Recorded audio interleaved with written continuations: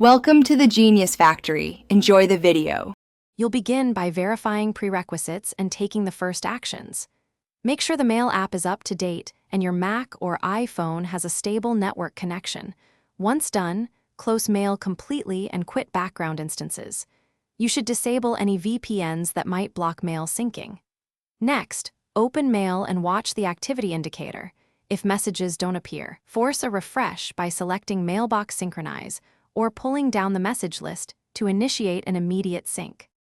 Now you'll tackle the more involved steps that ensure complete synchronization. You should inspect each account's server settings in Preferences or Settings, confirm the incoming/outgoing servers, ports, and SSL requirements. Incorrect values prevent refresh. Once settings are confirmed, force a manual fetch with Get All New Mail. On iOS, pull down the inbox. If mail is missing or wrong, rebuild the mailbox or reindex Spotlight for mail so the app reprocesses headers and body. Finish by applying final steps that complete the refresh and stabilize Mail. Restart your device to clear transient caches and DNS entries. Once it reboots, open Mail and allow a few minutes for messages to reappear. If syncing still fails, remove the problem account and add it back.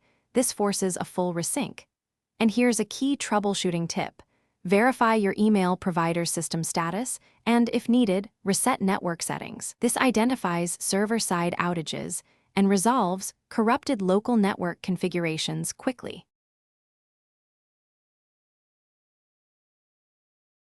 Thanks for watching. If you found this helpful, don't forget to like and subscribe.